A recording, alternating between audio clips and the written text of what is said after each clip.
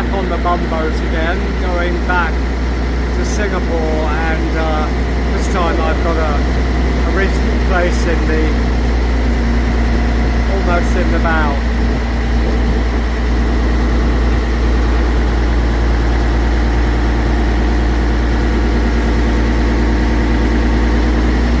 A little pigeon. Pigeon? Huh?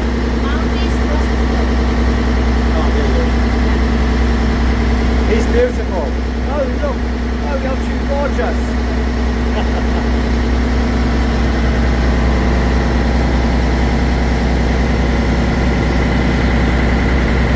Now whether you'll be able to hear me or not, I don't know, but when I first came to Singapore, in the Singapore River, the bumboats clogged the whole of the Singapore River. You could actually walk from one side of the river to one bank of the river to the other and not get your feet wet from one bumboat to the next. They were essential for trade here for many, many, many years and shepherded goods from the ships that moored out in the beyond Singapore. Because the water was very shallow, the ships, the freighters had to moor quite a way away from the city centre. So the whole of the bay stretching out to from Singapore in the south was just a teeming mass of bumboats. They would go here and there and hither thither, and it was a sight to see. I mean, and nowadays really all you see them doing is trading tourists really backwards and forwards to Pulau Ubin, where I've just been, and they've converted them into having cabins, whereas they were open top and loaded with just everything you could ever imagine, bales of this and bales of that.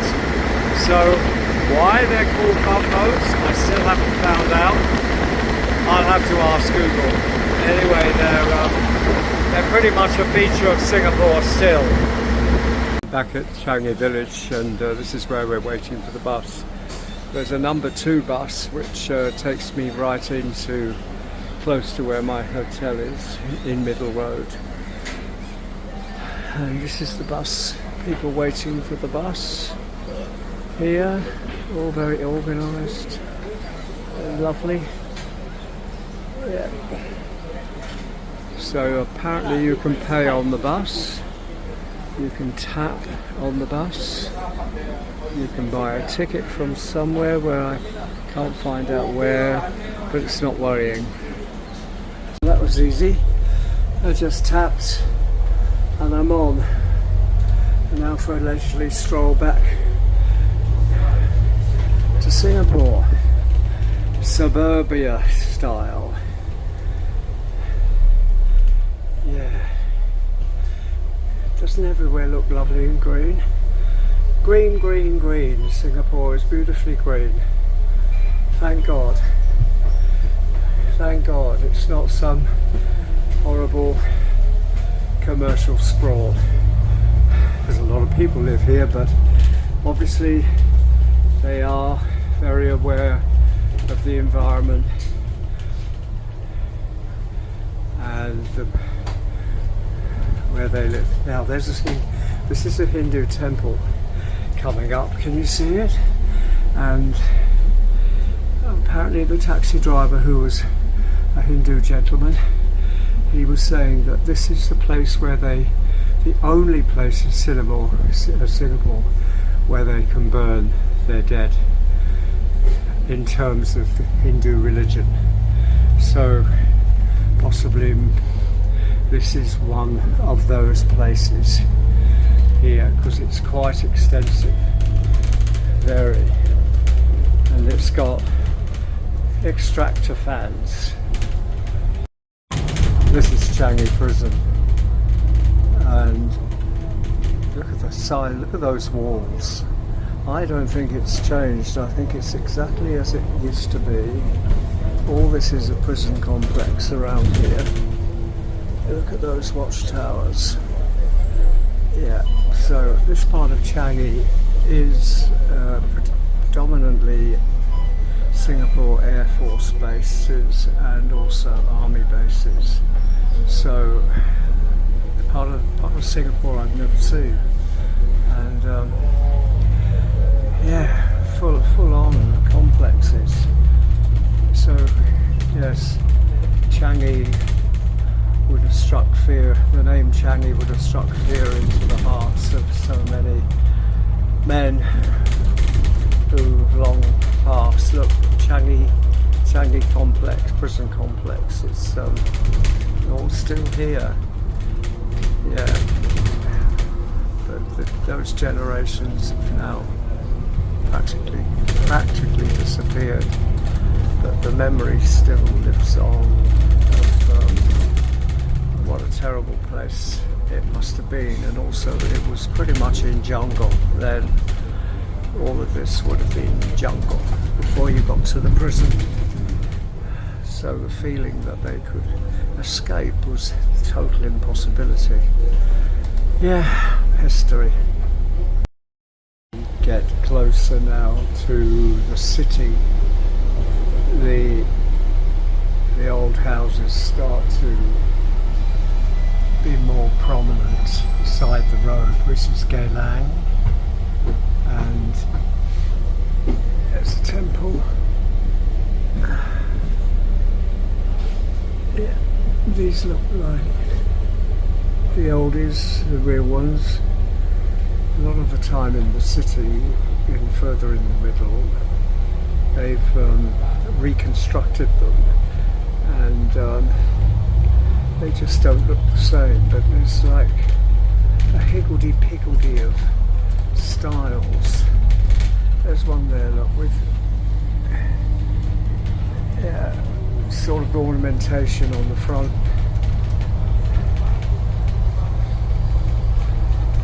And all acting as a backdrop are the apartments. And one thing I've noticed, there are no poles with washing hanging on them, as they used to be. They used to be all over the place. Like a tower up there would have had poles hanging across from the balconies and the windows with washing hanging on them, and they were long poles, but that must have been outlawed a long time ago.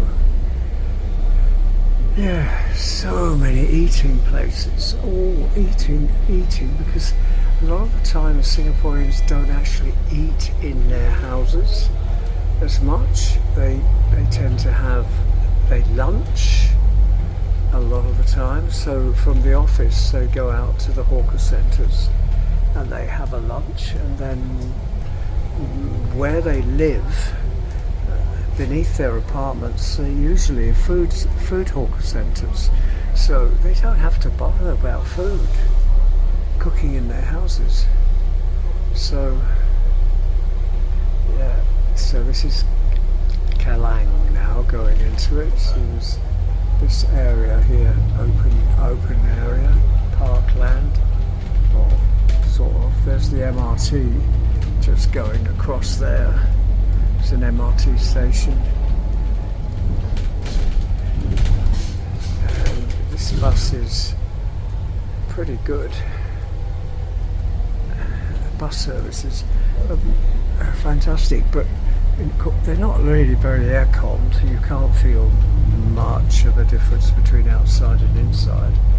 But when I was here back in those old days, the buses all had grills like railings on the windows, and you could open the window, slide them back, and just lean your elbow out of the window, and they used to be very breezy inside. They were nice, they were lovely. Yep, I remember them.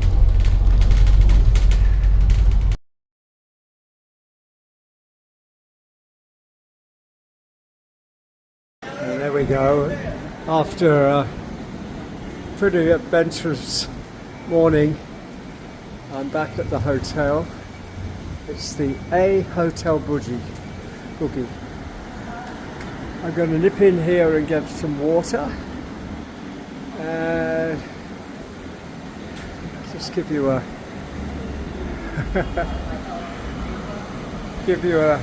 idea of this, what I see outside of my hotel window.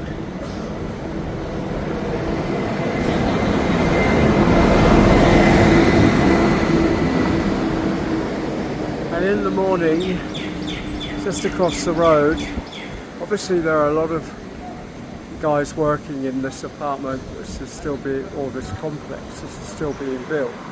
So they all arrive very early in the morning in trucks, all sat neatly inside the trucks. Then they open trucks, and then they all pile out, put their hard hats on and their viz vests. It's so organised, it's fantastic.